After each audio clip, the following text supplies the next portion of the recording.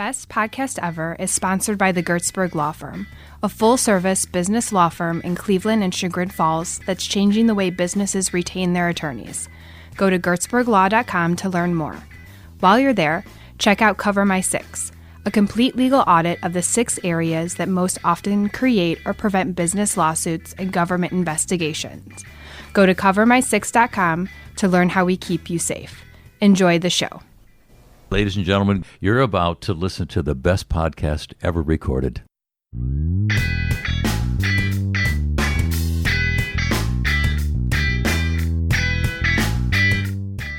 My philosophy is it's not where you start. Mm-hmm. It's what you do with your start that can catapult you to a fantastic finish.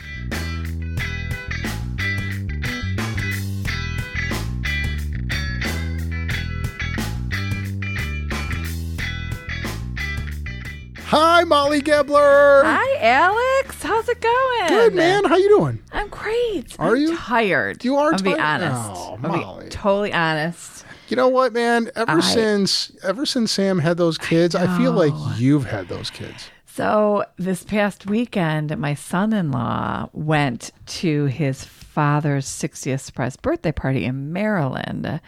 So not only was I evening duty, I was like the husband, basically. And I will tell you, holy shit. Like, just holy shit. I had to take today off just to recuperate. Yeah. Like, it is... It's a lot of work, those twins. I just mazel to my daughter because, you know, I can say that now. Right, because you're an honorary Jew. So right. Good.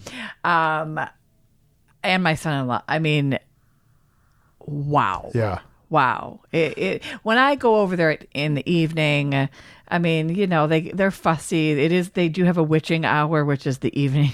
It's about from 6 o'clock to 10 o'clock. Yeah. And they're colicky, so they're crying a lot.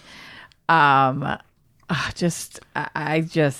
was nonstop. I think I got probably 8 hours of sleep the entire weekend, if that. I went to Conrad's in Solon. Yes, I know them. Not long ago. I know them. By the way, folks, go there, ask for John Gebler, and tell him ask for the Molly discount. Yeah, because boy, he took care of me, Molly. 3 new tires, hooked me up. Did it in like an hour. He's a good guy. Yeah, those guys do good work. Customer service there.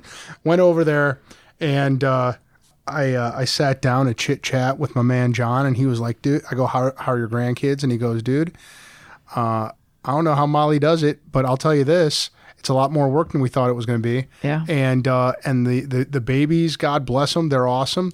If they were in sync, it would be great. But the problem is, from what I gather, is that they're not in sync, and it's always like one has needs and the other one's then get, and then either way, you don't want them in sync because you can't feed both at the same time, and you don't want them not in sync because you're feeding. An hour feed is now a 2-hour feed because you feed and then you finish and then you feed the other one. So either way, you're screwed. But it doesn't matter. Like, I don't feel the exhaustionness until like today because I love, like, I'm not frustrated. Like, I'm in heaven. I'm holding these babies. I'm loving every second of it. Which, by the way, we couldn't tell from Facebook, which I think you're about to break. You're about to break Facebook. Limit, reaching the limit. They're adorable. But they have their own personality already. John just kind of goes with the flow, and Mary is going to tell you what she wants, when she wants it, or she's going to expect you to know it and be pissed if you don't. So they have their own little personality. I think it's going to be really cool when we have them on as guests for Best Podcast Ever when they can talk. I can't. Well, they'll be coming to the concerts. Right. It was beautiful this weekend. It was. Did you do anything fun? Yesterday, the answer is yes. Yesterday, we had a big birthday party for young Jacob Gertzberg. I saw some of at that Whirlyball. on Facebook. You ever been to Whirlyball? I've been to Whirlyball years and years ago. It's lovely over there. Yeah, where is that? It's in Bedford. Okay, yes. Across from the Crazy Horse, Molly. Yeah, well, obviously. Yes. Your satellite. That's why I know. Your satellite conference room. No, your sailing conference. Sorry, my sailing. My old job. Your old job. That's where we met. Thank you for that hundo. Yeah, you're welcome. Hey, so well deserved. They got a good operation there. Oh, this is what happened yesterday. I almost died playing laser tag. It's exhausting. How? It's exhausting. It's just Okay. really tiring, and those kids never run out of juice. You know, and they had odd numbered teams, so I was the only grown up. And when I left the laser tag arena, I took the big laser tag front and back thing off of my body, and there were these giant rectangular sweat stains where they were. Man, it was exhausting, but I did pretty well. Workout.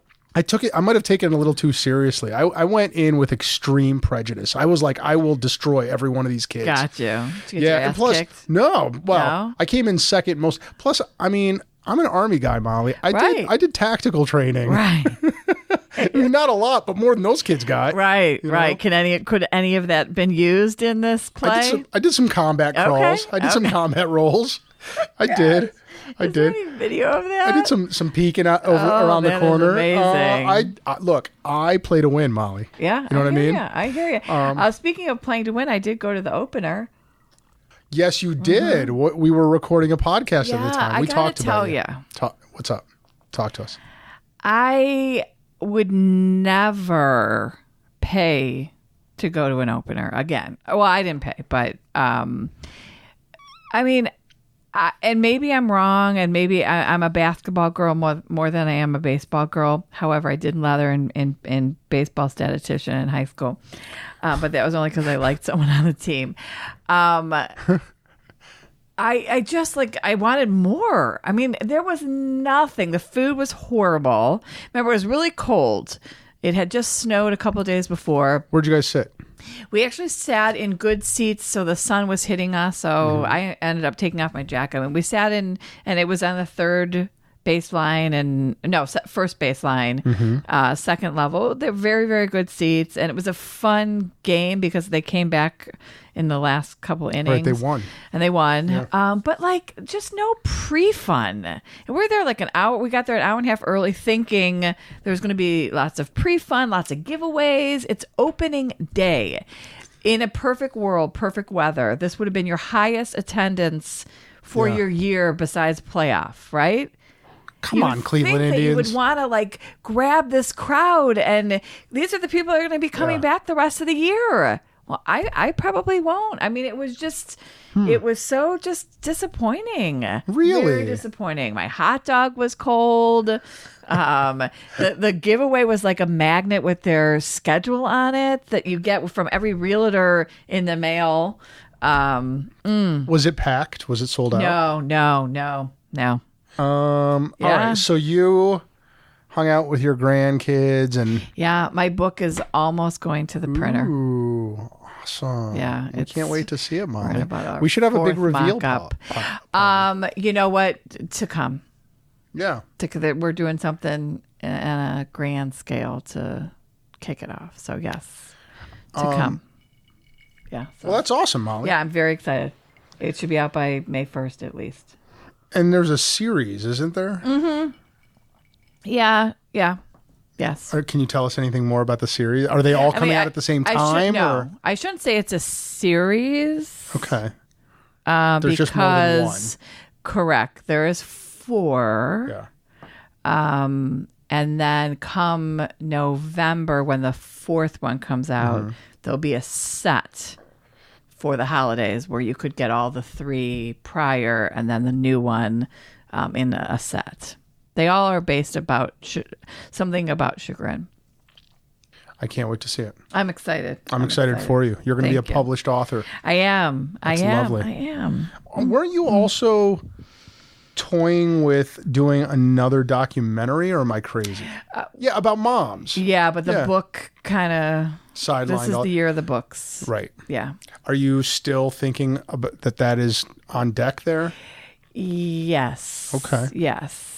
Yeah, but not this year. Right on. Yeah. I'm going to do a documentary about a woman who does documentaries about moms. and writes books. Can I be in it? I think it would be cool to make a documentary about you, Molly. It'll be called. It'll be called A Hot Mess. It'll be called Brain Vomit. Hey, you know what? I get it done, and I don't regret. So yeah, you are. I have to tell you something. I had this conversation. So another thing that Jacob and I did this weekend was we play this game called lacrosse baseball. So he plays lacrosse, but I don't know how to do anything with lacrosse, but I know how to throw a ball and catch a ball with a baseball mitt. Okay. So we went down to this big giant field in our neighborhood, and I threw the ball. Which we don't want to mention because you don't want your stalkers. I mean, we have got thousands of listeners to this now. And you know, there's only so many stalkers that I can take at once. I mean, that club is full. No, but anyway, while we were walking, we were talking about ADD. And as I was explaining it to him, and I was explaining to him how in most cases ADD is an asset, not a liability, and I was explaining how more CEOs of companies have ADD than any other job title or job position anywhere. Entrepreneurs and CEOs, right? There's more ADD having CEOs and entrepreneurs than there are in any other role in the economy, right? And when Jacob asked why that is, and I said I know the answer specifically, it's because of hyperfocus. Your brain is constantly searching for things that are interesting to it. When the liability part of it, the bad part of it is if it's not interested, it wanders. Like yours is wandering even now as we speak. No, I'm so focused on you. But when you're doing something that's interesting, you hyperfocus and your creativity goes like into the stratosphere. Like you have better ideas, deeper ideas, more interesting ideas, and you take them through a lot of different scenarios that other people only consider superficially. That's how you are, Molly Gebler, and when it comes to your job, it's very clear. You and Jessica put on these elaborate, very intensive projects, right? I mean, and you write books and you make documentaries, right? Those are all things that are interesting to you.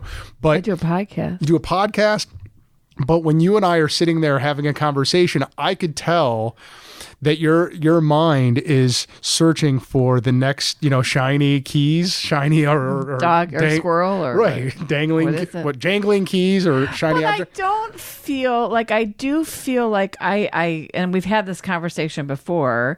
I feel like the person I'm with doesn't suffer from that. Like I always try to make sure the person I'm with knows that I'm with them. Well, the benefit is your conversations tend to be very interesting. Because they're interesting to you, so you keep there's a level of energy to them in general. Right, but do you ever feel like I'm not with you? No, but I can tell that you jump around from topic to topic at a higher frequency than most people. Yeah, I think I do too. By the way, right? But I always want to make sure that whomever I'm with knows that they're important, and I'm with I think you do. I think you do. Okay. What makes it interesting for me, and I definitely have ADD, is that I think you out ADD me, and so what? Do you medicate? Do you mind if I ask you medicate? No, I tried it once. I tried Wellbutrin and I tried Vyvanse. Because I don't want, and it was a huge discussion, with doctors when my mom passed away. Yeah. Because I was so depressed and so sad. And I'm feeling it a lot because we just celebrated her birthday. Her death anniversary is coming up. Mother's Day is coming up. So, but I remember saying to my doctor, the crazy in my head produces creativity. Right. And I'm afraid that if the medication that they wanted to put me on for this would calm that, and I didn't want that to be calm. I don't think it will. When I tried Vyvanse, I was prescribed it. I got more done that day, and I went into some pretty deep levels of focus than I did on other days. My problem was with side effects. I got anxious, and I felt like really edgy from them. And the other thing that when I talk to other people, like I know this guy that started on Ritalin in his 70s and stayed on it. But most people who tried ADD medication as adults, the side effect, they had learned to cope with their ADD enough that they did not want the side effects. They were like, you know what, I'll keep my ADD because I've coped. And I've you learned. Can't go on and off that stuff. I mean, it's not good to go on and but believe me, my kids have had major conversations with me on that they see it getting worse in me. Oh, that's interesting. Yeah. And they'll know kind of what you're saying. They'll be in a conversation with me and they'll know that I'm not listening. Like as they say, I have some kind of look about me that I'm not, I'm not listening at all. I mean, I will say they probably know you better than anybody except John. So maybe check out some meds, Molly. Marvin the Marvinator Montgomery. Yes. Montgomery. Also, you know what the kids call him? No. The sales doctor. Oh, yeah, that's a real thing. So Marv is such a good dude. I'm really excited to talk to him. How do you know Marv? Cozy. Okay. On the board of Cozy with me. Okay. I should say I'm on the board of Cozy with him. He was there before me. Okay. And he's a really great Can't dude. you just say you're on the board together? Could. Okay. Don't want to. Okay.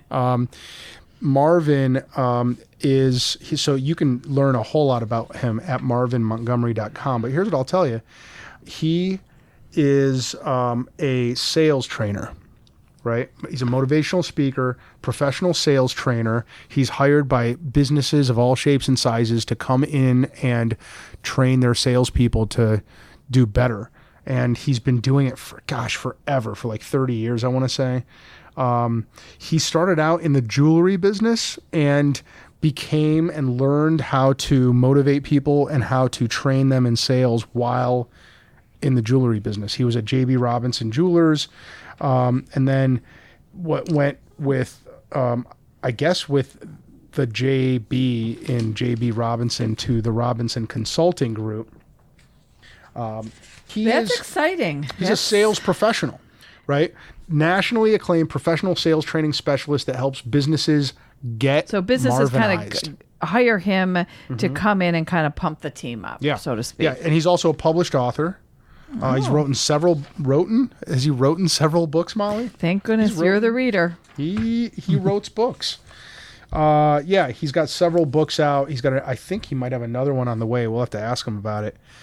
But he is, and I think that I can foreshadow this conversation fairly well. He's so down to earth and easy to talk to and practical, right? I had lunch with him at the Winking Lizard a few weeks ago. Shout out. Yeah. I love the Winking Lizard. They're the best. They're the best. And can we go sometime soon? Yeah. Okay. Yeah. We go there, you and I. Okay, let's do it. Okay. We're due for a podcast meeting. You know what? Anyway. Yeah. Oh, okay. All right. Yeah. Maybe we'll do it after the boat ride. Or the Russian dinner. Or the Russian dinner.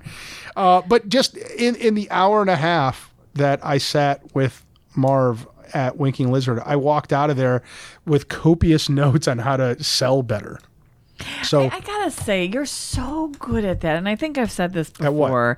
At just making connections and fostering that connection, and Thanks, there Molly just Gabler. are a lot in the business that I am in. There are a lot of people who wish to grow their business, and then a year later, when their dues are up, they turn to me and kind of say, it really didn't help me, or I didn't get anything out of it, or, and then I look at their history with the chamber and what they invested in it and what they did in it. And you are very good with meeting somebody or even hearing about somebody.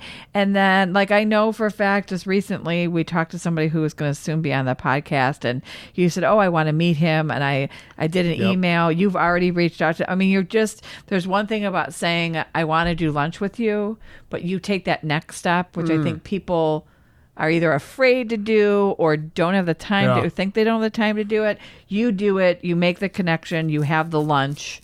And then Thanks, listen, Molly. you go home and you I take have notes. these notes that are going to better yourself or your business or whatever. I don't know how you can grow a business without having your lunch filled every single day. That's so awesome. Yeah, I think you got to do it. That's a tip right there. And I think there was a book called Never Eat Alone, which is all about that concept.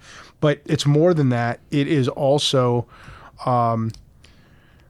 go and meet people with zero expectations on how they can help you. It will happen. Instead, go there with expectations on how you can help them. And I've got a really important rule that I have hardwired into my head now, which is I never leave a meeting without asking the other person how I can help them.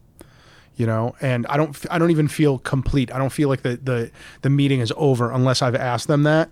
And sometimes they even think of it later, but that should be your only goal is to meet with somebody to see how you can help them. Yeah. I mean, people are not as idiotic as you think they are. They will know that you are in it for yourself. And if you put that out there, you're not getting business. So I love the fact that you say that right off the bat. Yeah, I love you. Thanks. I love you too, Molly Gebler. Oh my goodness. This is it might be the Flow Vodka talking, folks. I think there's people throwing up listening right now.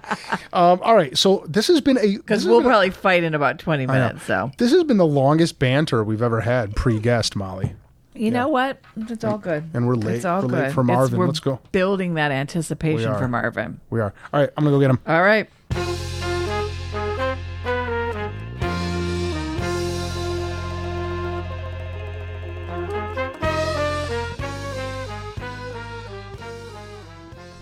Marvin the Marvin. Now I've been saying Marvinator, but now I'm thinking it's Marvinizer because on your shirt it says "Get Marvinized." Yeah, get Marvinized. You know what? I actually had one of my companies come up with. He referred to it as Marvinisms. Yes. Oh, So I love that. one of the Marvinisms was Marvinator, but that was around the same time that the Terminator movie came out. So he actually sent me he somehow, and back then I didn't realize he had that technology, but he took my head, put it over Arnold Schwarzenegger's head, and the signage said the Marvinator. I love it.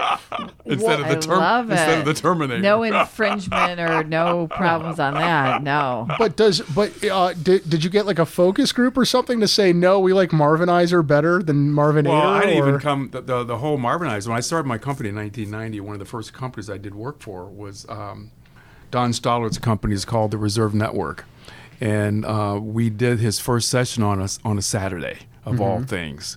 Right, and the people weren't happy about having to come in on a Saturday for training. Right, Okay. In sales because they didn't want to look at themselves as salespeople. But Don realized that look, we're all in sales.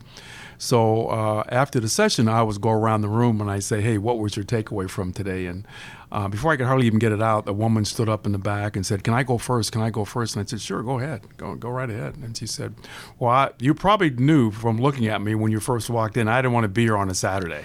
I've been to a lot of training sessions over the years, and I've heard it all. But I'll tell you what, I feel like I've been Marvinized today." So it came from her, and so I asked a question. I said, "Well, what do you mean by that? Where'd you get that Marvinized from?" She said, "Well, some speakers I've heard have substance, but no motivation, or they have motivation but no substance. You have both, so I feel like I've been Marvinized." So I use that. I use that label. So on my logo it says motivation and substance. Motivation and substance. Yeah, because that is true. We all have gone to people who have some great content, but you can't stay awake long enough to hear it. Right. Or they really get you all geeked up, but you walk away going, "So what did I get out of that?"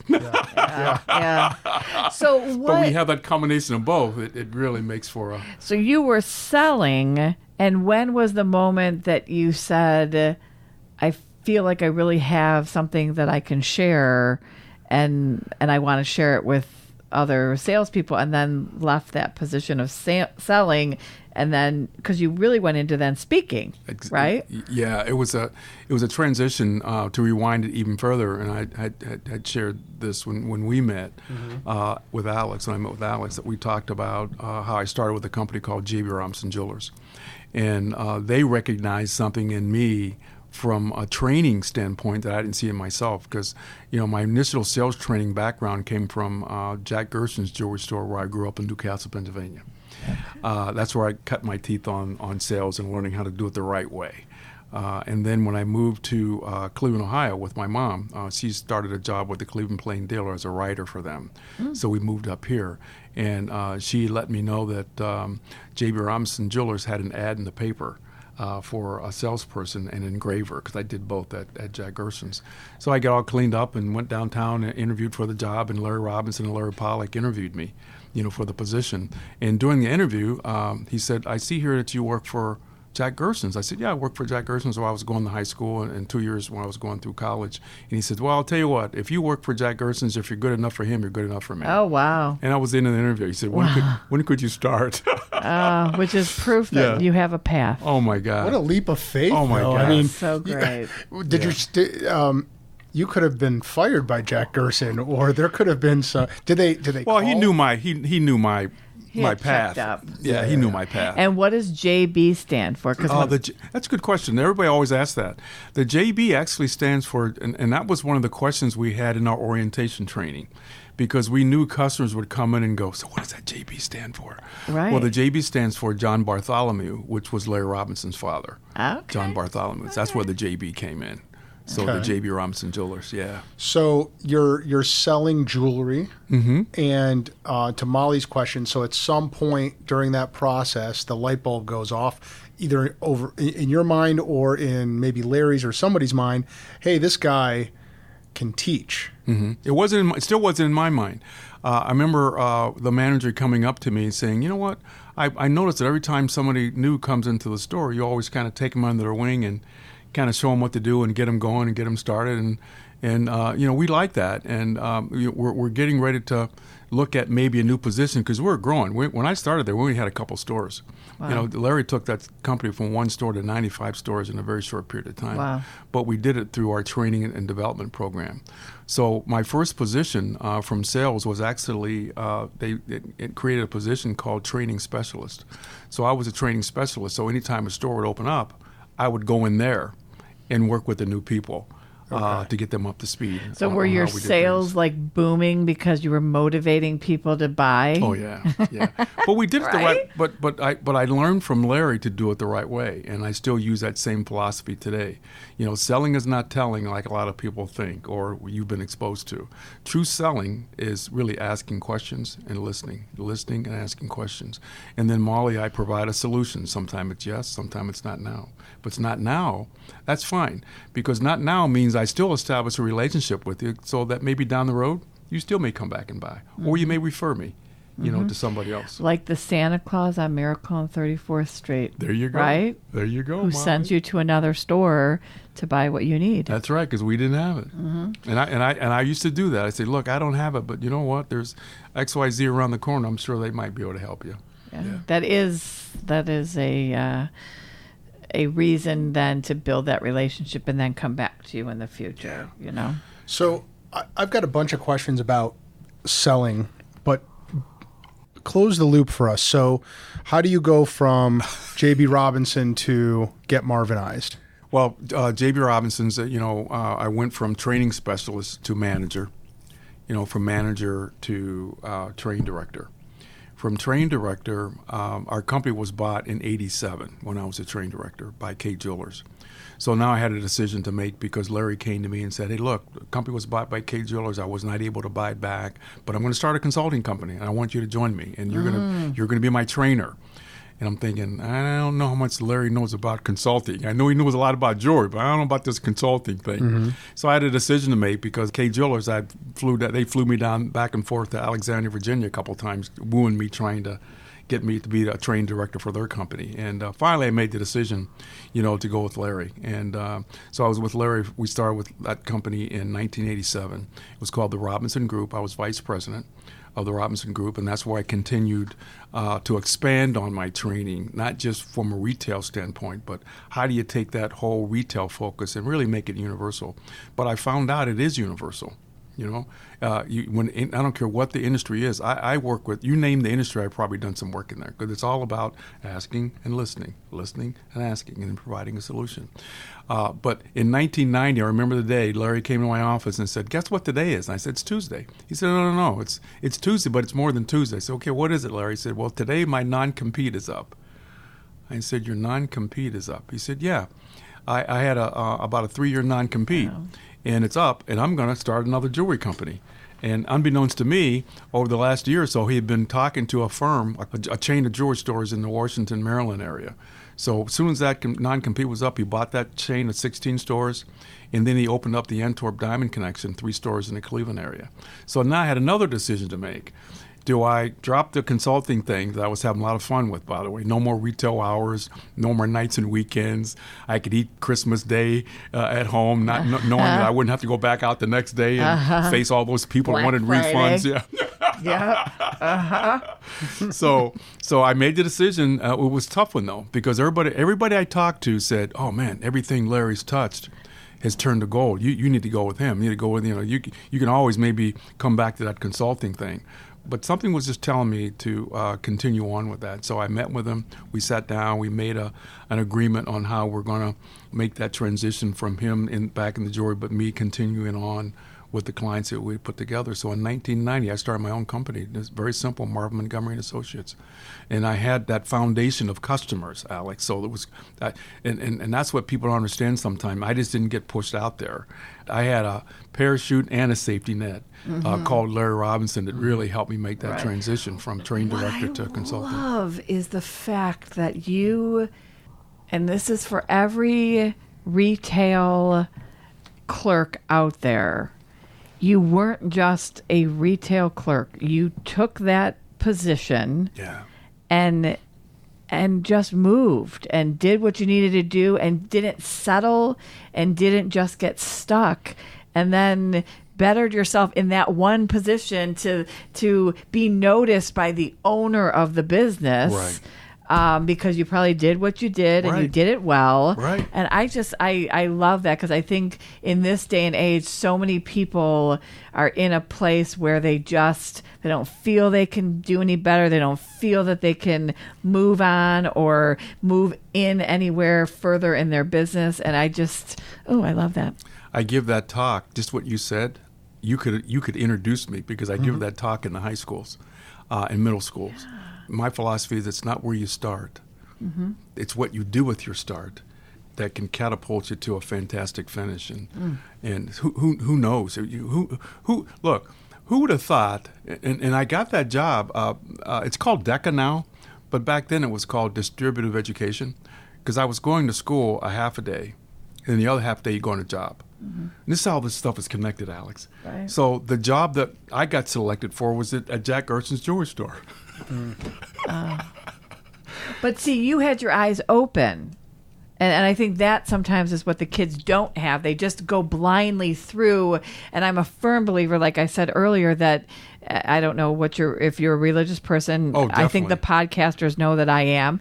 If you are not understanding and appreciating what you're given and your path, you will blindly go through your day only to find out that you're 80 or 60 or whatever, and you just don't know what you did with it. You don't know what your gift is. Absolutely. And yours, I mean, you can almost do the pinpoints of what was placed in front of you to help you get to the next place. Well, I could go back and connect all the dots. Yeah. I think both of you guys are actually like that, because I mean, Molly, you were a waitress at Burntwood Tavern.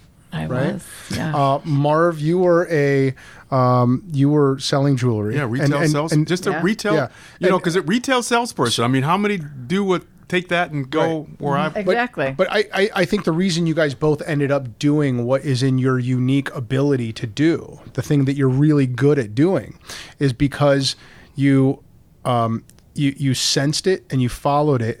But the thing that I think, to your point, Molly, most people or many people lack And the reason they're stuck in dead-end jobs is because they don't have that fearlessness that you must have had to throw your hat in the ring in at the chamber, or to tell Larry Robinson, yeah, you do have the golden touch, but I'm going to do this thing because I think I can I can chart my own path and make my own way.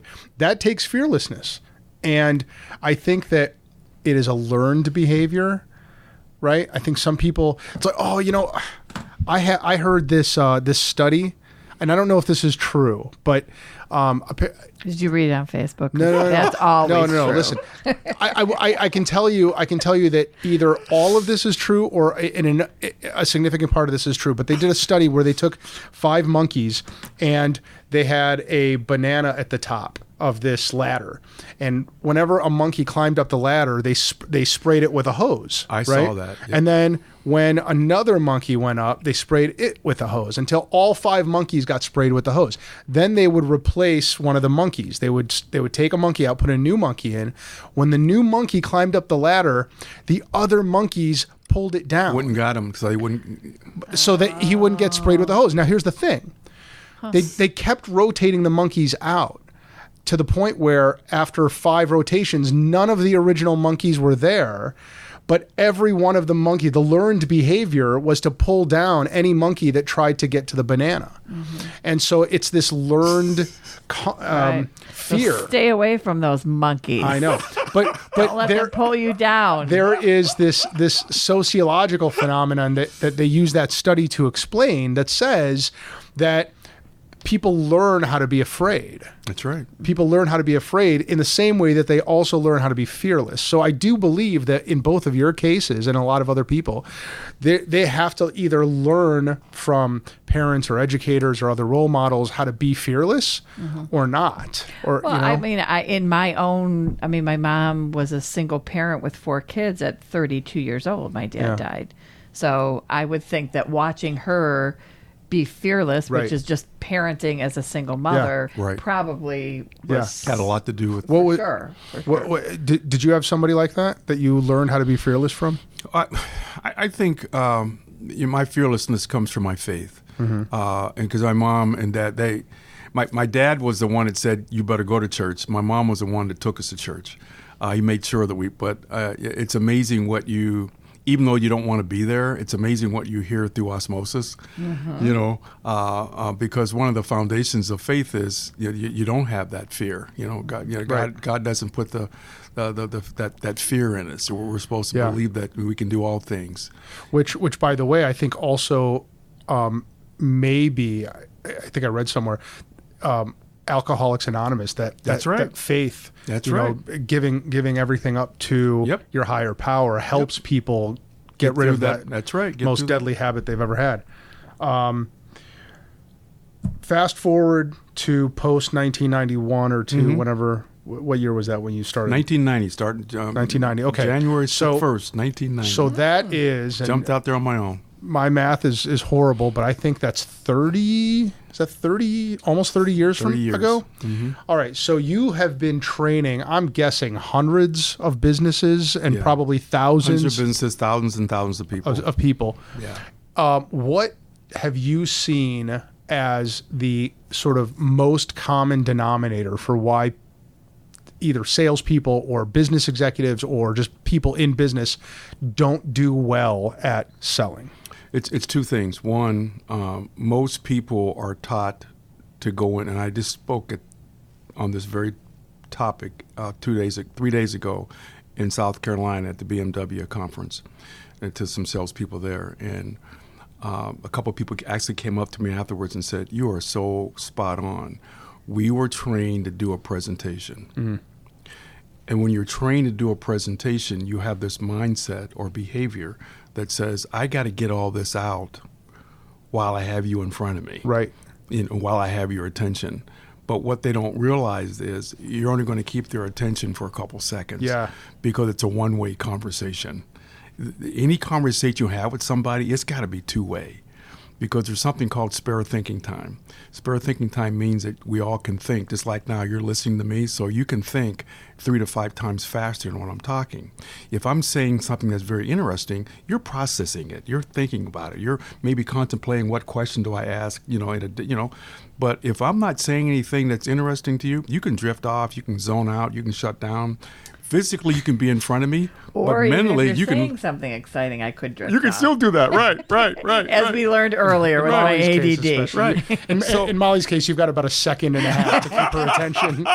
Whether it's interesting I am all whether it's on interesting this. not, or not. I'm engaged. I'm all engaged. So to answer your question, the first thing is I try to get people to move from that presentation, that scripted, memorized information dumping that they've been taught to do. Because they're hoping something, they say, you've heard this expression, they're throwing up against the wall, hoping eventually something sticks. Right. That's not the approach. If you want to win friends and influence people like Dale Carnegie talks about, and I've already said it, you ask questions and you listen. You listen and you ask questions.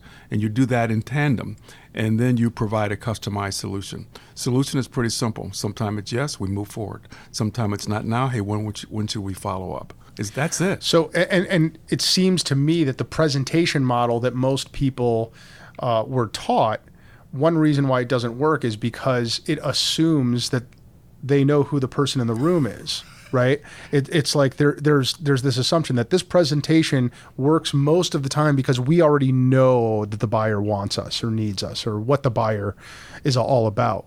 Whereas your advice is don't assume that at all. And I'm also guessing that the listening and asking questions piece, aside from learning things, you're also building rapport. Yeah. When I do that, I do an exercise that talks about what are the benefits that come from asking questions and listening to get the buy-in from the people that have been hell-bent on doing this presentation. And we talk about how it saves time. Asking and listening saves time. It eliminates assumptions. Mm-hmm. It keeps you in control of the conversation. It identifies not just the identified need, but the unidentified need. You develop that relationship and rapport. You show that person that you care. I mean, I could go on and on and on listing the value of using that approach. Plus, I share with people that approach works at home. And every time I'm in front of a company talking to them, whether it's a company or individual, I let them know that this is not just work. This is life skills. I mean, who wants somebody in front of them that wow. I mean, you're out of there. Yeah. But if somebody's really leaning forward and listening and nodding their head and asking you questions, showing they're interested in you and what you have to offer, I mean, you're there. Yeah. So the first problem that you see and have seen in 30 years of doing this is that one major limitation is that people adopt that presentation model instead of the active listening, asking questions model. What's another? Well, let me just finish that thought. Because most companies will, and it's gotten worse now because now we have the tablets and we have the notebooks. So now I can put my presentation on a thumb drive and show it to you while I'm in front of you. So we start off by, so Molly, if you have a few minutes, let me show you this first about our company, and then we'll. Right. So they lead with this, 5, 6, 7, 10-minute video, which really puts the person to sleep. I call it death by, by your presentation. But the second part of this is the only profession that you don't have to do any kind of college degree, training. You're not going to have something on the wall that says I graduated from. Sales. I mean, you can just go out and wing it. Yeah. So I talk about there's two things, not just asking and listening, but something Molly said, which is how do you change that behavior? Because I could sit there and say, hey, and people are going like this, Marvin, you're right. I'm going to stop that presentation. But that behavior, it's such a strong habit.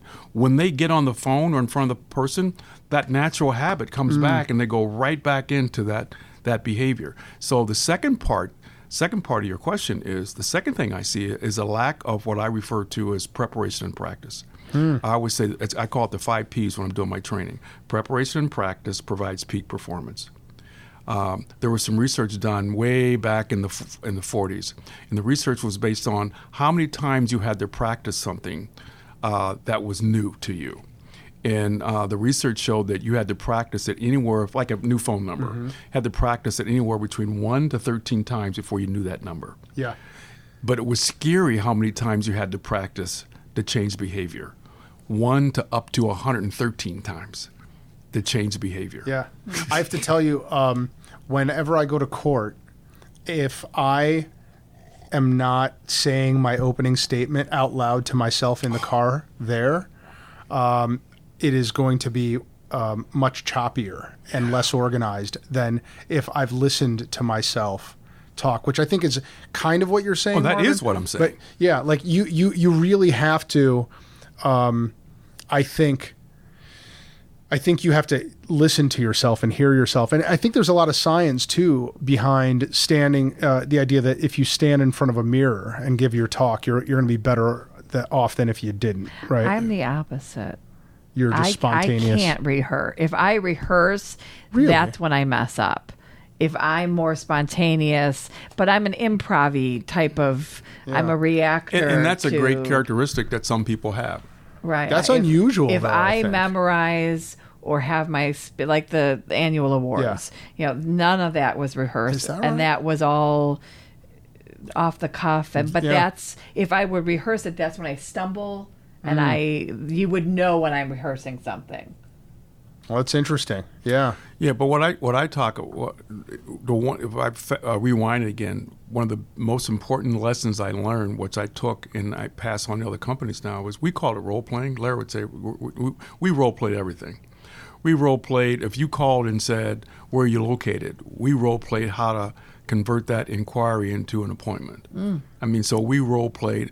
But we didn't give people scripts. We gave them talking points. In other words, these are the ingredients that should be in that answer. Now, you can kind of formulate it kind of however you want, but you want to have these talking points in that response. Right. And then you'd practice it enough so it wouldn't be robotic. So it'd be we always wanted we wanted everybody's conversation to be creative and conversational. Creative and conversational, not scripted and robotic like you might hear when you call. Or they call you. You and can that's tell by they're giving reading them from something. the points, and not giving them a scripted thing. I'm trying to use this for the golf outing, which my staff is going to start selling soon. So that I'll take that tip instead of telling them what to say. I'm going to give them the date, how much things are, so that they'll just be able to have a conversation and have their facts. Yep. Marvin, so when you just said practice, Or I'll just have Marvin call them all. Oh yeah, I do can that. And just all 580 members of the chamber. You know what? Honestly, enough time. You know what would be amazing, Molly, is we should have people bid on like an hour with Marvin. If Marvin would donate an hour, that we could do it for How about the this? essay contest. How about this? The firm will buy the lunch or the dinner. Marvin, all you have to do is show up and talk, and you'll get a great like a lunch and learn. you'll get a steak. Get Marvin for a lunch and learn. No, I mean I'll buy the dinner. I'm saying like dinner. You all you have to do is show He's up. upgraded you to better. a dinner, right? Order the Open best bar. We're negotiating. Let's go. I'm saying Chris downtown. you show up and eat dinner and answer people's questions, and then people will bid on dinner with Marvin that Alex can just sit and take notes at for himself. Because you're the additional dates. I'm buying obviously. I know you're the gotcha. Yeah, he's got to be there. Right, Yeah. makes The sense. supervisor, I got to have a. And I have to be. I there need a just chaperone. because. I need you two as chaperones, yes, right? I'm yes. serious, Molly. You can do that. That's a good I'm deal. not writing it down. You write it down, Marvin. I can't remember So that stuff. when you say practice and preparation, and how the lack thereof is a very common problem that your students have had, the practice and preparation that you would encourage them to do is role playing, and what else? Well, role playing obviously works. I mean, we have the ultimate ability now. You can prop your phone smartphone. up and record yourself. So not only can you hear yourself, you can see yourself. A lot of companies I go into, I'll pair them off in twos, and that's your practice partner. So before you go out there and make for that initial meeting, you should be practicing. I always say, I actually use this industry as an example. Yeah, because remember you said you practice your opening statement. Yeah. So I always say, it's not what's your opening statement. What's your opening question? not in your opening presentation. So if you're not going to present, that means you have to ask. So what's your opening question? I give an example of what my opening question sometimes. You got to have more than one. And one of my opening questions sometimes is, so what's the reason you're thinking about bringing somebody in like me to conduct some training for your people? That's such a great point. So you got to have an open. What's the opener? Right. What's my opening question for my golf people? There you go. Yeah. Well, no, I'm asking you. She's trying. She's milking you for free advice. What are you doing on June? Should that be the question? What are you doing on June? And you say, I'm not doing anything. Well, perfect, because we're having a golf outing. I think it ought to be something like, do you ever notice that when you are in a golf foursome,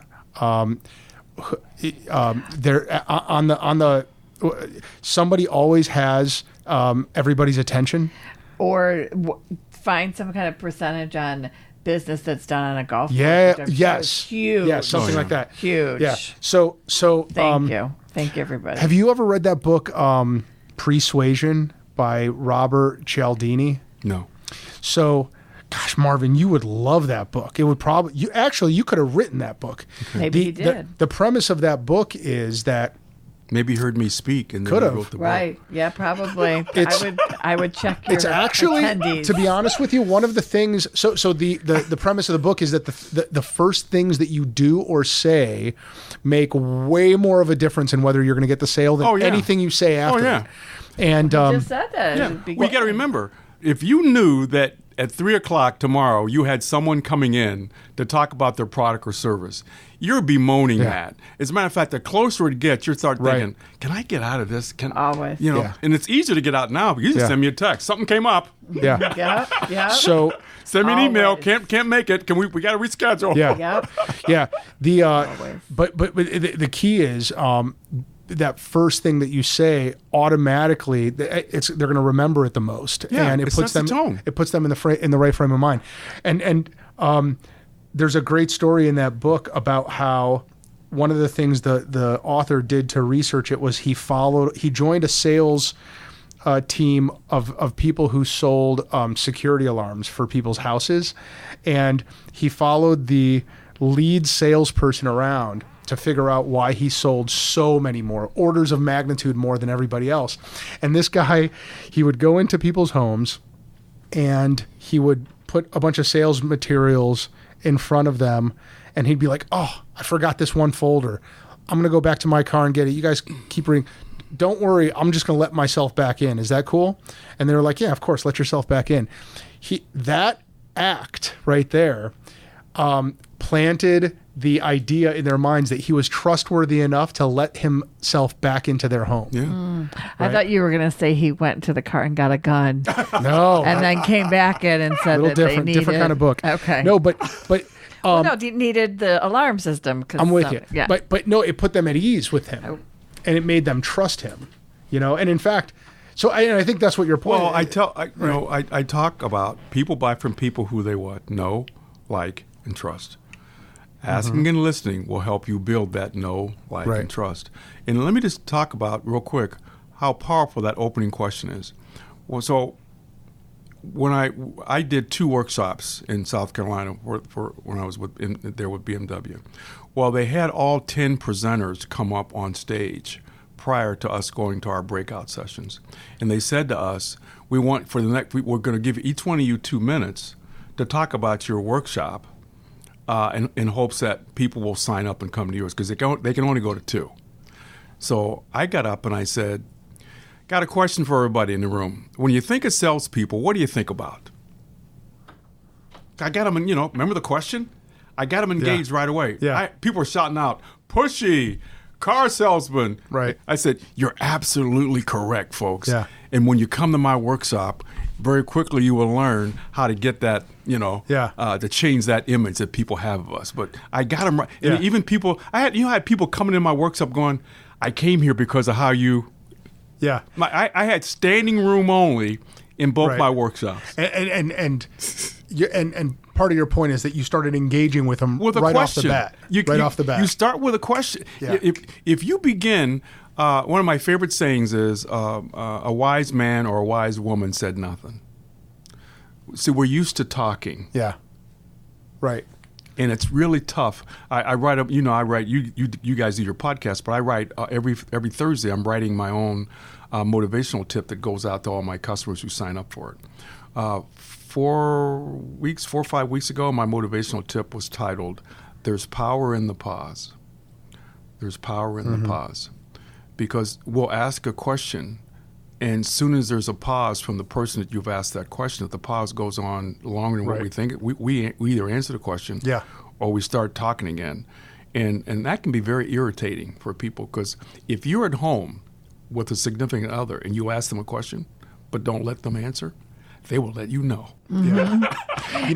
Can people sign up at marvinmontgomery.com? Yes. Okay. Mm-hmm. That's such a great point, though, because I think that we are trained to we are hardwired to fill in the silence. It like almost starts getting awkward and tense. But I find it kind of like a game to see how long I can go without trying to fill that void. I do. I try. I don't succeed all the time. It is a fun game to play, though. But I read another quote about that. I think it might have been Henry David Thoreau. He said something like, or Emerson, he said something like, talking and thinking compete for the same resources. Right? Your brain really can only talk and think well doing one at a time. Yeah. But some people are trying to do both. Exactly. Once you're talking, you're shutting off the thinking and the listening. Mm-hmm. And anyway, so I love that. Because I talk about, I use the statement, relearn to think in questions. Right. Relearn, because we used to think in questions. Yeah. If you've ever been around kids, and I use my grandkids, so we got grandkids, we got 4 daughters and 11 grandkids between the 4. I have 2 grandkids, Good for you. Well, you know what I'm talking just about. Just born. Well, you'll know what I'm talking about, because they don't stop asking questions. Yeah. Mm-hmm. But then as we get older, I've noticed that we still have a 17-year-old now at home, and I've noticed now he doesn't ask me anything anymore. Because they think they know it. And it continues as you get older. It gets worse. Sure.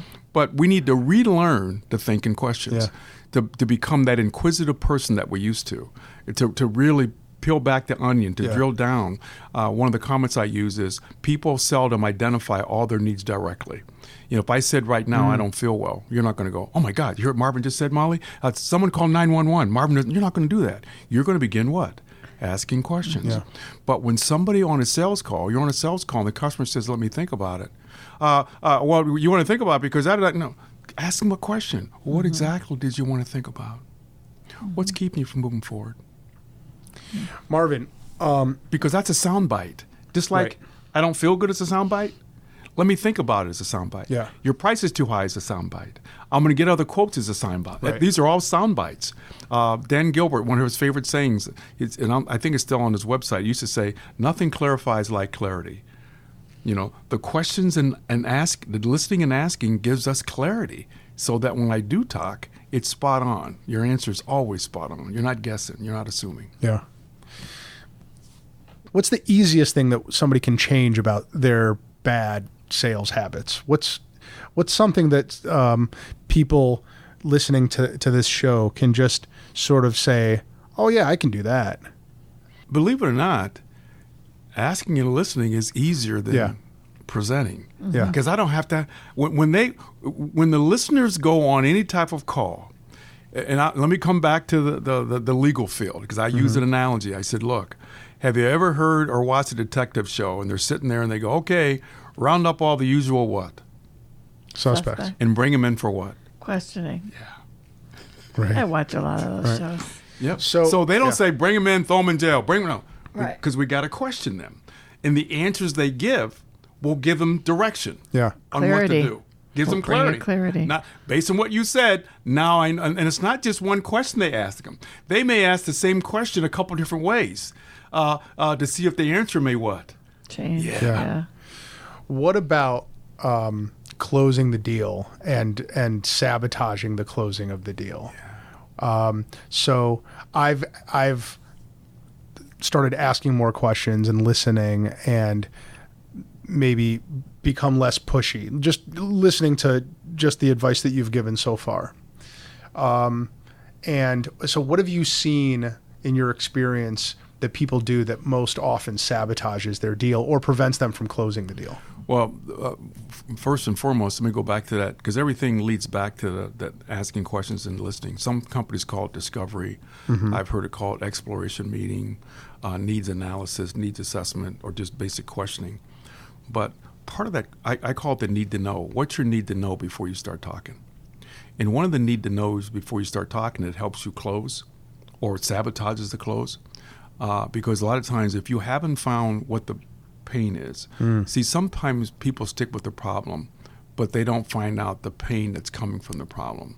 The pain that's coming from the problem creates a sense of urgency. I'll give a perfect example. I'm riding with a window and door salesperson. He had a great lead-off question. How come you're thinking about getting your windows replaced? I'm thinking, oh, great question. He didn't go into a demo. Great question. Right. And the woman said, well, if you notice, you look at some of the windows, you can probably tell that a lot of condensation. You can hardly see out of them, and it's really getting bad. And he's writing that down. That's and he's taking notes. And then he's getting ready to go to the next question. But I politely interrupted there. I said, before we go to the next question, I said, how's that affecting you? And she said, oh my God, let me show you. So we got up, followed her into a room she had converted into her office. And she said, look at that window. And I said, yeah. I said, you can't see it? She said, yeah. I used to be able to sit here in this desk and behind my desk. I used to be able to watch my 4- and 5-year-old play outside. Now I can't. I've actually got to get up and go outside and be with them. And the reason why I got to go outside is because there was a pervert site in our neighborhood, and I'm concerned about their safety. So I can't sit. She really got what? Emotional. Yeah. So the problem was the windows that had condensation. That's the problem. But the pain was what? The safety what? Yeah. And security of her kids. Most people don't drill down to the pain. They stay with the problem. And so I always tell people, you got to ask that question, well, how's that affecting you financially?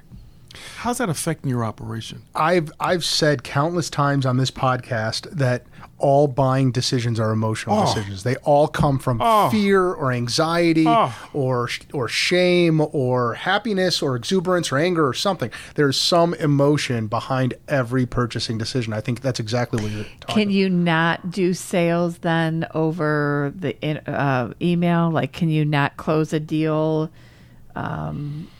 via email because there's no back and forth or questions or emotions? It's tougher. Yeah. It almost seems like it would require them to not need a salesperson. So much that they can misinterpret what you're, what they're reading from what you wrote. Right. So just to close the loop there, what you're seeing in terms of self-sabotage is often that people try to jump to the closing of the deal too soon, and what they should be doing is getting to that emotional reason. It's like in your industry, they haven't built the case. Yeah. Right. You're going to your closing argument. Yeah. But you don't have a leg to stand on because you haven't collected. So take us to closing the deal now, right? So now I've learned from my prospect what the emotional motivation is behind the need. Yeah, so I would say to you, hey, Alex, first of all, thanks for coming in to meet with our law firm. And I made some notes while we're talking, and you shared with me 5 specific areas that I know that we can assist you with. Let me just review them with you just to make sure I got them all. I'm going to review all those. And while I'm reviewing them, if you watch their body language, they're going, yeah, because I'm reminding them of their pain. Right. Okay. And they might not even know. You may be clarifying to them that there's a problem. Yeah. I mean, she kind of knew she needed a window, but, we need a lot of things. And I'm helping them justify the investment. Correct. Yeah. Because here's all, what I'm saying to you is, here's all the reasons you should what? Move forward with me. And your head, I'm telling you, if you do this right, their head is like a LeBron James bobblehead doll. They're like this. Yeah. And then sometime they'll go, can I give you a 6th one? I just thought of one more. Right. Yeah. They'll give you another one. Yeah. Right. Oh, man. Do you ever talk to your students about, even when you know that you've got them, sometimes it's worthwhile not to sell them what you've just convinced them to buy, in the sense that And maybe this is more in my field.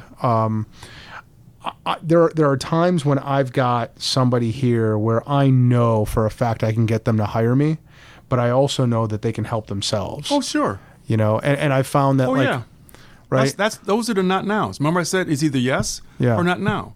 And that's why you see the reason why I want to ask all these questions and drill down on some of your responses is I want to be sure that if I'm going to go back and put something together for you, if I'm going to, I call mine training solution. If I'm going to put my training solution together for you, by the way, I don't like doing, that's one of the aspects of my job I don't like doing. So if I'm going to do that, that means you really need what I have. Right. But if I see that you don't need what I have, I'm looking at my paper going, based on our meeting here, Alex, I'm really not seeing how I can help you. You know what I mean? Or I might say, based on what you're saying to me. Is that a tactic? I'm only going to say that if it's true. Or it could be a tactic because I don't right now I'm not seeing how I can help you. Right. And they may go on and go, well, no, here's how you can help me. Or they may go, okay, I appreciate that. Or I might go, based on what you share with me, I've got someone better. I just referred a guy to Hal Becker because I know Hal he very came well. to me, but what he really wanted was more cold calling techniques. And in the specific area he wanted, I knew that Hal could do a better job at it than me. So I said to him, I said, look, believe me, I'd love to work with you, but based on what you said, you're more of a candidate for Hal Becker than me. Yeah. So in other words, you can't be afraid to walk away. Well, it's not a good fit. I'm glad that you said that. I wonder, this is more of a philosophical question, right? Does it ever put you in conflict with, so like a company hires you to train their salespeople, right? And the company just wants you to increase their numbers. The company wants the Marvinizer to come in and turn these guys into pit bulls. But is there a part, especially in the service industry, where what we sell, like me, what we sell is advice, okay? Is there a part of you that says, you know what, students, the relationship that you want is one based on trust and candor. And that sometimes means that even when you can get their dollars in the door and make your boss real happy, the ethical approach or the more righteous approach is to say, listen, I can take your money, but I can save you some money too. And now the company's like, Marv, you're supposed to be making me, like, does that ever put you in a conflict? Yeah. Well, let me go back to the need to know. When you know what your need to know is, all that is revealed to you. Because one of the areas that I probe is expectations. What are their expectations? Yeah. Sometimes they're unrealistic, or sometimes the expectations are something that I can't meet, but I know somebody else can. Okay. So when the majority of the time I spend with a person, whether it's coaching or a company initially is, I want to know if they know what they need to know. Before they, and I like using analogies and telling stories, and I use the analogy of going to the doctor's office. The doctor, they know what their first top 7, 8, 9, 10 assessment areas are, because I don't care how many times you've been there, they're going to do the same thing every time. You go in, they want your insurance card. Then they're going to take a picture of it, of your driver's license.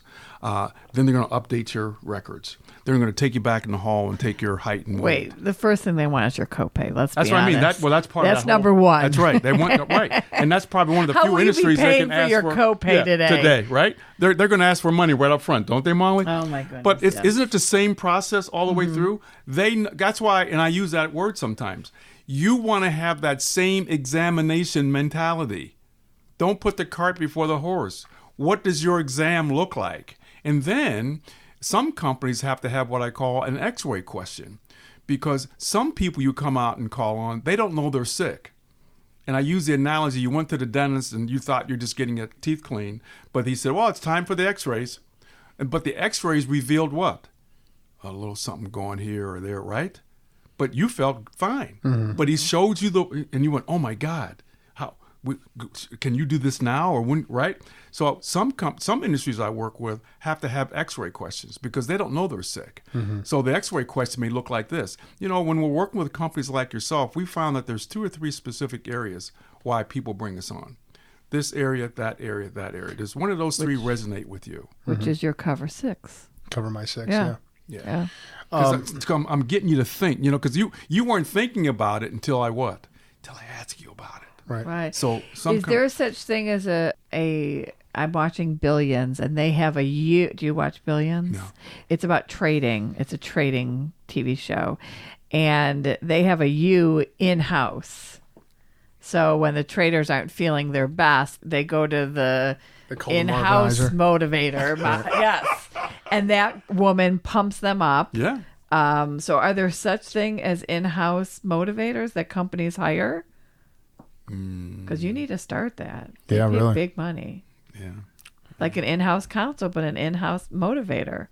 Well, I know there's one of the things that I always start with the end in mind. One of the questions I ask on the initial, especially if I feel we're going to move forward, I said, you're going to want to protect your training investment. Who's the person that's going to champion the training once it's complete? I know I'm going to do a great job for you. I have no doubt. Right. I've been doing this for 30 years. But let's make sure that we protect your investment by making this an ongoing program and not just a class that we're going to do. So that's a good comment for you to use. There are some companies that will have me come back monthly, quarterly. There's a company in Louisville I call into their sales meeting once a month. So yeah. So walk us through, and then we're going to move to the lightning round. Can't wait. Walk us through what one of our now at least 1,300 listeners can expect if they want you to come and talk to their sales force. What does a typical day in the life of one of your sessions look like? Every session I do is customized. So I've already sat down with the person who brought me in, as well as getting a cross-section of feedback from the people who are going to be participating, because I want both. Okay, not just the person, what they think, but I also want to hear from the people actually out there doing the selling. And then I take that information and I customize a program for them. Sometime the program could be 8 hours or 16 hours or 18 hours. What I try to do is give these programs to them in small bites, 1 hour bites, 2 hour bites, not more than 3 hour bites, because you can only absorb so much. Part of that session is a combination of preparation, where we go over the topic, and then we practice the topic. So I call them the preparation and practice sessions. In between that week, they have an assignment, because everybody always fills out a personal action plan. So what did you get out of today's session that you want to go back and implement and execute? Do you need help with that? If so, do you need my help, or is that champion going to help you? We start off the next meeting by reviewing their personal action plans. How'd that work for you? Do you have a success story that came from that? I'm also working with the sales manager or person who brought me in. We talk in between, because I always want to hear, are you seeing what? Some results. Yeah. I never want anybody saying, man, we brought Marvin in. That would. And that was a bad investment. Right. Okay. I talked to a company today about our training for this month, because I'm doing monthly training with them. And she emailed me back and said, oh, Marvin, by the way, I forgot to tell you, we had the best month ever last month. And I know it's directly related to your training. Oh, I love that. I actually thought of one more question. What do you say to the salesperson or non-salesperson that you're talking to who has fear of talking to other people? Like I'm not articulating that question well, but there are You're lawyers. in the wrong job. Well, there's they're in sales and they're afraid to talk. well, no, to but somebody. maybe they're not in sales. Like, so here's an example. So there are lawyers that I know who are exceptional minds, just hypercritical and highly strategic and brilliant, and they love nothing more than to sit at their desk, do research, write briefs, and hope business comes to the door. Yeah. Or, yeah, exactly. Or enough business does come to them, but they're paralyzed with fear. They're not good at public speaking. They probably were, I don't know. I've always got these narratives like how they were ridiculed when they were kids or something like that. But what do you say to somebody who comes to the table with that baggage? I say two things that I've learned over the years. Selling is not telling. And I also recite what was on my email signature for a long time. Selling is not what you do to people. Selling is what you do for people. You're there to do something for them. So since people think selling is telling, and they've had some bad experiences, it's getting to change their mind. I got to change their mindset. Their mindset is selling is bad. Selling is bad. So I got to change their mindset and said, you're right. Selling is bad. You're not there to sell. You're there to ask questions and listen. Right. And the industries that you're talking about are the industries I've had the most success in. Accounting firms, law firms, banking, investment companies, hospitals. Right. These are all traditional service industries that didn't look at themselves as what? Sales. And don't want to look at themselves as. So my methodology really works well with them because I'm not trying to teach them how to sell. Yeah. Remember, what do you need to know before you start talking? What questions? Right. It's all about the question. Well, and you're totally right because I remember turning down jobs because the word sales had something to do with them. Yeah. And I remember also, and I remember at one time. Oh yeah. I remember once somebody tried to get me to run for public office, and I said, I can't sell. I don't want to sell. I just want to practice law. And somebody said, look, that's all you're doing anyway. Yeah. Life is about sales. We just don't always call it that. But what you're doing when you talk to your wife or your kids, whether it's to the judge or to your client, you're always selling. You're always trying to persuade them. But those of us in the know, like you, Marvin, we know how to do it subtly and conversationally and without it sounding like a sales pitch. Right. All you're doing is refining and tweaking and tuning your conversation. For about 4 or 5 years running, I did some work for the Girl Scouts. And every time I got a new group, they always wanted to say, would you like to buy some Girl Scout cookies? And just by tweaking that thought process to how many boxes of Girl Scout cookies would you like to buy today? Just tweaking it just a little bit. Yeah. So how many Girl Scout cookies would you like to buy today? I love it. Do you know I had a woman call me and say, you helped my son get a date for the prom? I said, really? I said, how did I do that? Was he in he said, I know he wasn't he wasn't in the class, but I was. But I took your whole thing about how to ask for commitment. And he was asking, I heard him asking a girl, would you like to go to the prom?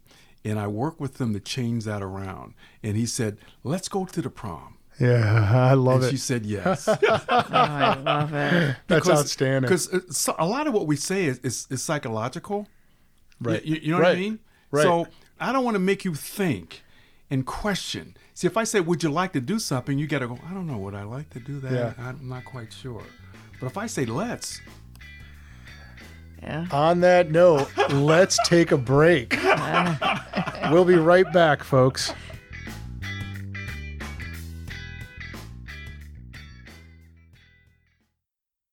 Hey folks, Alex Gertzberg here. I am CEO of the Gertzberg Law Firm and Cover My Six, and I hope you're enjoying the show so far. I wanted to take a quick second to tell you about something special we're doing at Cover My Six. If you own or run a business, I want you to go to covermysix.com to see if you qualify for a no-cost business vulnerability assessment. My business lawyers will meet with you in person, go over your customer contract, your employee handbook, and your other key legal documents, and help you spot any legal minefields that they see. We'll also give you some guidance on how to stop those minefields from blowing up your business. So go to covermysix.com to see if you qualify and to sign up. Thanks, and enjoy the rest of the show.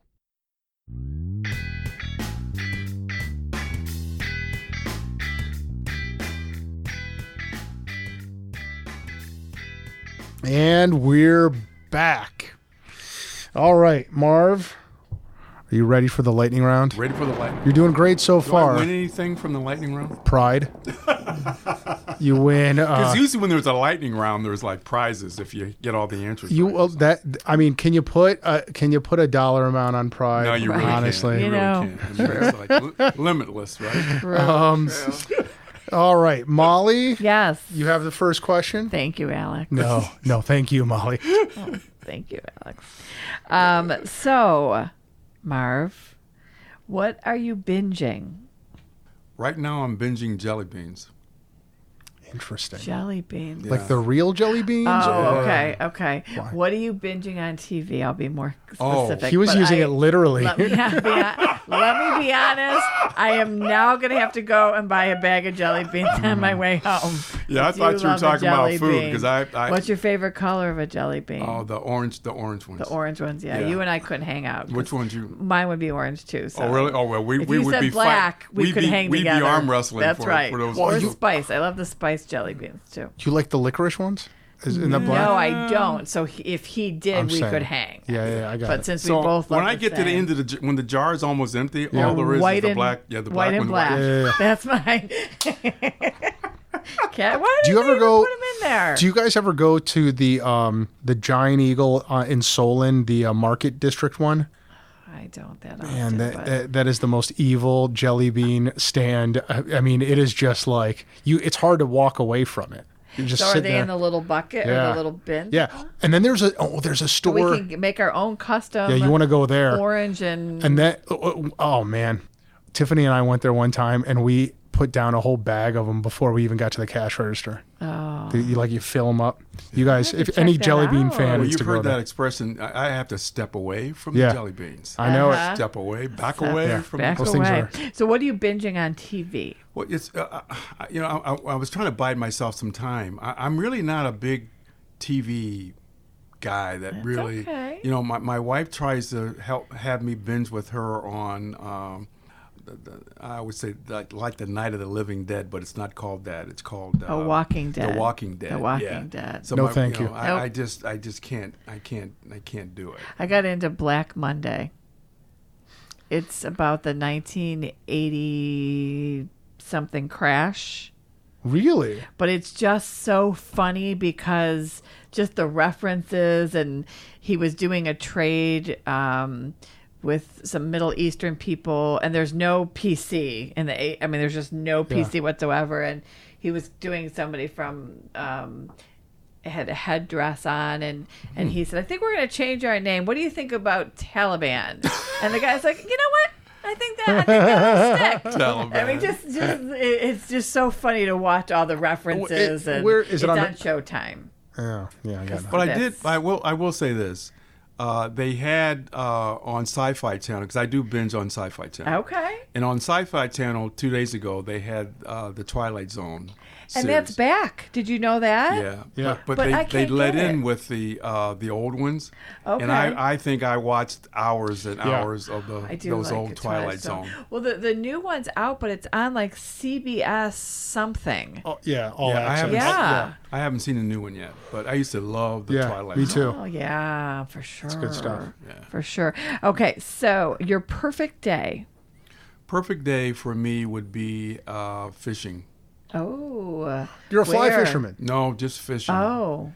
But, I tell people all the time, because when I'm fishing sometime, they'll go, "Did you catch anything?" I said, "No, that's why they call it fishing." That's not why I go. So if catching something, sometimes interruption, because I like bass fishing. So I'll go to the lakes, the inlet lakes, or sometime I'll take a charter and go out on Lake Erie for wildlife fishing, but that's kind of like too much work.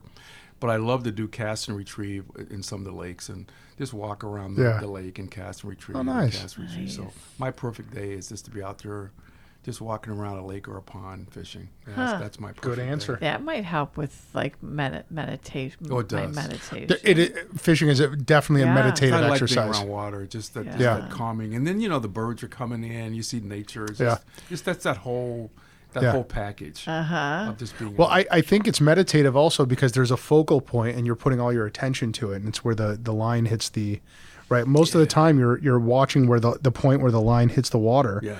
And that is about as meditative as it gets. Yeah. Well, I use that as a preparation and practice because when I first started fishing, when I went with my grandfather, I hooked him in the ear. Really? I always fear that. I was trying to, throw it out there. So I spent that's when hula hoops had just came out.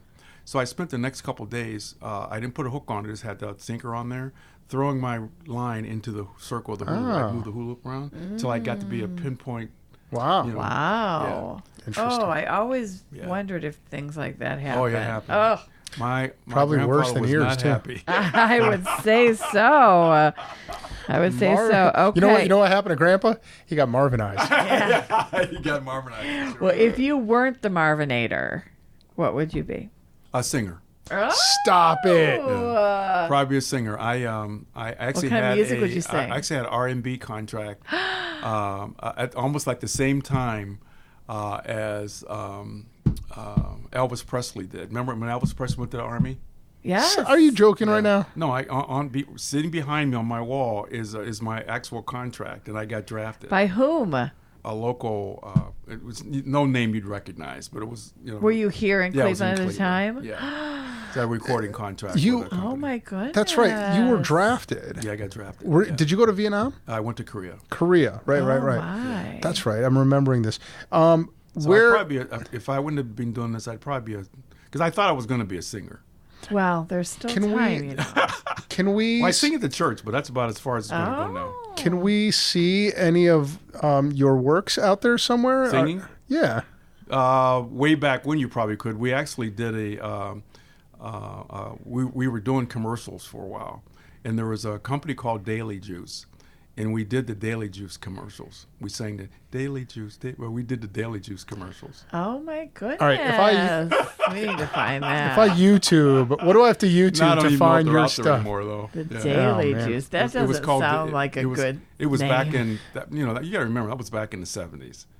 Okay. I would like to find some recordings of you, Marv. Does one exist? Not that I have access to. Okay. Yeah. Folks listening at home, if you know where we can You find have a demo tape. if you know where we can find the Marvinizer singing. I love that. Well, those are my questions, Alex, and yours will be kind of poignant. I'm going to give up all of mine just to hear Marv sing My Girl right now. No way. All right. We heard him sing the Daily Juice. What else do you want? Marv. Yes, sir. You are shipwrecked on a desert island for a minimum of 3 months, but you don't know how long. It could be the rest of your life. You may bring with you any single musician's entire discography, whether it's a single musician or a band, but only one.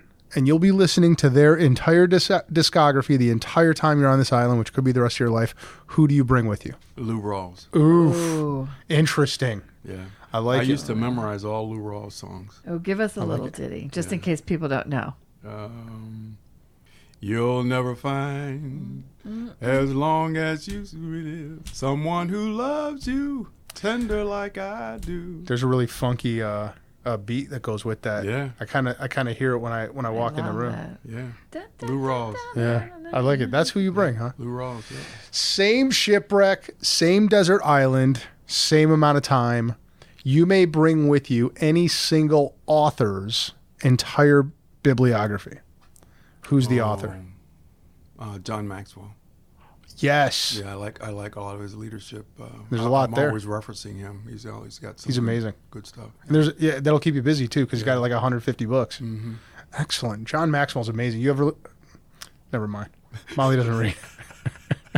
But I certainly love the way you want to include me. I do. I but appreciate you know what, Molly? Actually, there are a lot of John Maxwell materials. I believe that's like on YouTube. Yeah, he's amazing. Am I hypocritical with becoming a published author and not being a promoter of reading? No. Okay. I think you're basically telling the entire publishing world anybody can write books, including those of us who don't read them. That's right. Well, it is a children's book. All right, Marv. What is the habit or routine that you do on a regular basis that has given you the most mileage? Oh, that's without question. Every morning, and I started this 2 years ago. Every morning, when my feet are hitting the floor, I'm reaching to my right to the nightstand and grabbing my morning devotional. And I read my morning devotional first thing. Is that a Bible? Short. Does it come out of the Bible? Well, it's a devotional with some type of scripture, but it's usually some type of words of wisdom. Like this morning was about forgiveness, and it's amazing how when I read that devotional, how I can apply it towards something that day, because it's right here. Same book for 2 years, or do you get it? Because I know there's many. I get it every quarter. Oh, so it comes to me. I subscribe to it. So every 3 months you get a new 3 month. Okay. And I give them to all the kids, by the way. So I order. I usually order anywhere between 12 to 15 because I give them to people too. Oh, I love If I had my briefcase, I could actually give you one because I keep my briefcase too. Alice could use one. Give them to people. Well, but, that's how I start my day with my devotional, and to get my mind I love that. in the right focus. But you told me also that you're part of a group of... Yeah, and that's Wednesday morning. Wednesday morning, I'm with a group of men that meet at 6:30 in the morning. Here in Chagrin? No, we meet at the Panera in Fairlawn. Okay. And it's our former pastor that has a Bible study group. Okay. So we meet from 6:30 to 7:30 at Panera. Because there's a Bible study that meets right here in the Township Hall on Wednesday mornings at 6:30. Okay. Marvin. Yes, sir. The final lightning round question. Well, there's two because we have the Christie. Oh, that's right. We have. Let's do the Christie. Okay. Right. The Christie is named after Christy George, who's a journalist who was here, and so. The Christie. Yeah, it's the Christie. Would you like to ask the Christie? Yes. So, out of anybody dead or alive, who would you like to have dinner with? No.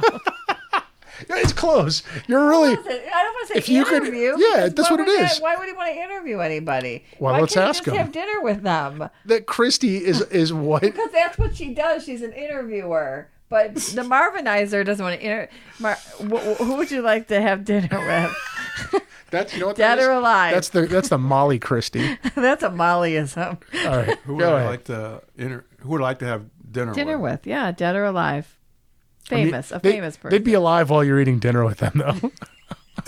But they don't have to be alive. This is my question now. Maybe you can't interview a dead guy. Famous, dead or alive person. Who would you like to have dinner with? Or non-famous. Don't have to be famous. I thought we said famous. Could be anybody. Okay. Anybody who ever lived. Well, that's a tough one. So, if I go back to my love of music, one of my great all-time famous artists is Nancy Wilson, and she's still living. I'd love to have dinner with Nancy Wilson. She's a female. What does she sing? Do we know? Blues. One of her favorite songs, if you can Google it, it's on YouTube. Google or YouTube Nancy Wilson singing "Guess Who I Saw Today." Yeah, she's a blues singer. As it turns out, Nancy Wilson is a listener of the Best Podcast Ever, Marv. She'd like to do a duet with you. Yeah, there we go. Oh my goodness, if one of our 1,300 plus listeners knows someone who knows Nancy Wilson, and you got to have dinner with her, know who probably would? Yeah, Gene Shelton. Oh, I thought you were going to say Evan Morse, because he knows all those jazz people. Dr. Morse. If somebody He's can, a fisherman too. If we should connect them. Oh my god! If we arrange for you to have dinner with Nancy Wilson, would you do a duet with her on our podcast? Absolutely. Exclusively. We bring her right here. All right. We're going to work on that. Folks listening at home, if you know Nancy Wilson, ring her up. All right. The last question, Alex. Finally, Marvin. What you got? What's an embarrassing thing about yourself that almost no one knows, or for extra bonus points, that no one knows? Embarrassing. Something I said or did? Or... Could be anything embarrassing. That's really a tough question. I think when I think about with what I do in the speaking and training and being up in front of people, I think one of the most embarrassing things was not knowing until afterwards that my zipper was down. Excellent. In front of a group. I think that's being in front of a group for a couple hours and nobody even telling me. Hours? Yeah. No one's going to say anything? Yeah. That's the best. Oh. That is a good one. That's a good one. That's a good one. We didn't talk about your son's clothing line. My daughter's graduating in fashion from Kent State, so that interests me. What is his clothing line? His clothing line is called Freeze, and he's a part of the DECA program. And he just got his business cards. Look at his business card. That's Freeze with 2 3s. Yes. The 3 stands for 330 for the 330 zip code. So it's 3's backwards. I love it. He launched it in his mom's retail shop. My wife has a boutique and nail salon. So we launched it there last year, and I've been very successful with it. Love it. So go on the website. And if you I'm going to. And learn a bit more about him, but he's a chip off the old block between my wife and I. He's doing very well. Oh, good for him. That's at freezeco.com, folks, and that's FR33ZEC0.com. He's the mini Marvin. And for the summer, he's going to have a breeze line. It'll call the line for summer will be called Breeze. Well, so what? I love that. What kind of clothes are we talking about? Is it like hats, sweats for the winter? He had hats and sweatshirts and jackets. All the knit hats. You'll see all his wear on. Is this the 17-year-old? Yeah. Wow, he's CEO of a company, 17 years old. That's insane. I'll tell you, I love that. All right, kids. We certainly hope you enjoyed the show, right, Alex? This was fantastic. Yes. Yeah, this was great. Let's go around the table. Who's working on what? Who wants to put the universe on notice of stuff? Marv, anything? Start with our guest. Starting next month, I'll be conducting a 4 2-hour sessions at Corporate College. All right. Yes. And that's with Tri-C, correct? Yes. Is that where Corporate College is? On Richmond Road. Okay. Yeah. So they should be coming out with all that information on their site. Is it on sales? And It's called Mastering the Selling Essentials. Okay, so Mastering the Selling. It'll be from 8:30 to 10:30, starting May, whatever the first Wednesday in May is. It'll grow for 4 consecutive Wednesdays. Okay. So Tri-C is a member of the Chagrin Valley Chamber. So you need to reach out to them to tell them to get me whatever information so that we can get it out to our members. Or do I want to be selfish and save him for an event on my own? Well, you can do both. I could. I won't Where be would? selfish. How would It's not people? in my DNA. So, until then, how would people find out about Corporate College? Yeah, Go they to have their Corporate own College. website. Yeah, Got it. all they can do is it's already up on the Corporate Okay. College Okay, site. I love that. Yeah. Molly? I love that. Well, my book. I wrote a children's book, so that is. We just are finishing. Actually, I'm writing the dedication page, and that's the last thing that. You can just tell. You can just say it to me. Let me know because my daughter's principal at North Ridgeville Elementary, because maybe her kids could. Oh, I love that. For Yeah, sure. I'm very excited. And we're going to kick it off with something fun, which, again, talking about journeys and you never know who's coming in your path. It was all very serendipitous. So that is hopefully in hand by May 1st. And then on to the next one. We're going to do 4 of them this year. So Good. very excited. Congratulations. Very excited. So Awesome. And then my grandbabies. That's all. That's my life. Yeah. That's my life. Folks, covermy6.com. Go there, sign up. If you are a qualifying business, which I believe means that it's $1 million. It's $1 million in revenue, 3 years in business, or 10 employees. I may have that wrong, but if you are a qualifying business, you can meet with my lawyers for free, and they will look at your documents and tell you where they have problems, and therefore where you have problems. Nobody wants problems. You don't want to get sued. So go sign up. Go to covermy6.com. Learn more. And folks, if you've listened this far, then you love Marvin or Molly. Probably not me, but you love this show. And if you love this show enough to listen as long as you have, then you can do me a favor and you can go to wherever you are listening and subscribe. You can go to Facebook and hit like. You can go to thebestpodcastever.com. You can subscribe there, but do that and leave a review. I mean, look, you obviously love us. You obviously are enjoying the show. Who wouldn't? You know you're going to listen to the next one. So if you leave a review, that helps us out. And if you subscribe, then you'll know when that show's coming. So do that. Do me a favor.